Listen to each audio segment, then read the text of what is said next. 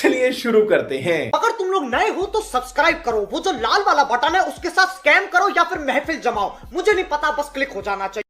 જોઈ શકો છો કે 5 તમે જોઈ શકો છો તો આ મોટર તમને ચેક કરીને બતાવીએ। શોર્ટ બતાવે છે આ મોટર, તો તમને ખોલીને અંદરનો નજારો બતાવીએ કે શું છે અંદર ફોલ્ટ। તો વિડીયોમાં બન્યા રહેજો અને વિડીયો પસંદ આવે તો લાઈક શેર અને સબસ્ક્રાઈબ કરવાનું ના ભૂલતા। તો મોટર ખોલીએ નાખીએ અને પછી તમને બતાવીએ અંદર કે શું ફોલ્ટ છે। તો આ તમે જોઈ શકો છો કે 5 HP મોટર તમે જોઈ હશે કે આ કમ્પ્લીટલી ખોલી નાખી હતી, પણ એ તમને વિડીયો ના મળ્યો। આ ડાયરેક્ટ રિવાઇન્ડિંગ કરી નાખી છે, કેમ કે આ બીજા ભાઈએ રિવાઇન્ડિંગ કરી છે, એટલે મને માફ કરજો। તો આજ તમે જોઈ શકો છો કે મોટર કમ્પ્લીટલી રિવાઇન્ડિંગ થઈ ગઈ છે। હવે આ મોટર તમને ફિટ કરીને ચેક કરીને બતાવીએ, તો વિડીયોમાં બન્યા રહેજો અને વિડીયો પસંદ આવે તો લાઈક શેર અને સબસ્ક્રાઈબ કરવાનું ના ભૂલતા। તો કમ્પ્લીટલી મોટર રિવાઇન્ડિંગ થઈ ગઈ છે અને પાછળ લોક પણ ફિટ કરી નાખ્યું તમે જોઈ શકો છો।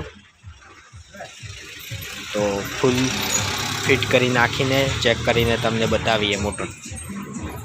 આ એનો પંપ જે બેડોવાળો પંપ તરીકે ઓળખવામાં આવે છે, આ તમે જોઈ શકો છો। ને આ એનો રોટર આ તમે જોઈ શકો છો। તો મોટર કમ્પ્લીટ ફિટ કરીને તમને બતાવીએ, તો વિડીયોમાં બન્યા રહેજો। તો અમે મોટર ફિટ કરી નાખીએ।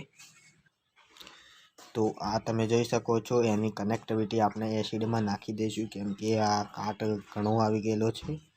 તો આપણે મોટર ફિટ કરી નાખીએ, તો વિડીયોમાં બન્યા રહેજો। પહેલાં આપણે લોક ફિટ કરી દઈએ છીએ, તમે જોઈ શકો છો લોક છે।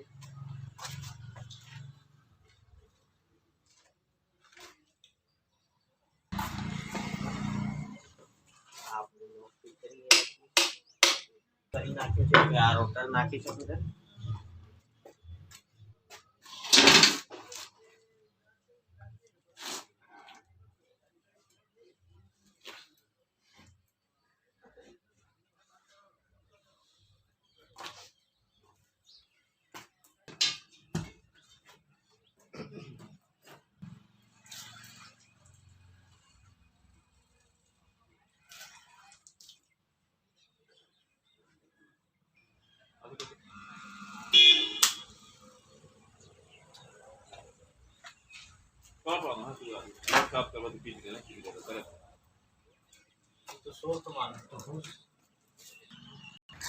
તો તમે જોઈ શકો છો કે મોટર કમ્પ્લીટલી ફિટ થઈ ગઈ છે।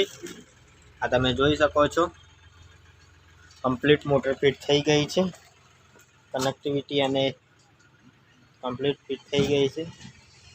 તો આ મોટર તમને ફરીથી ચેક કરીને બતાવીશું,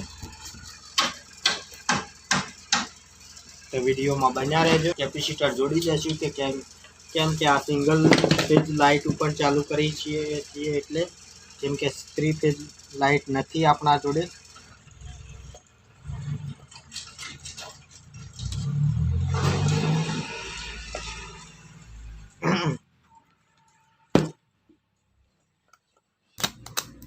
તમે જોઈ શકો છો મોટર કમ્પ્લીટલી ફિટ થઈ ફરી ગઈ છે, તમે જોઈ શકો છો।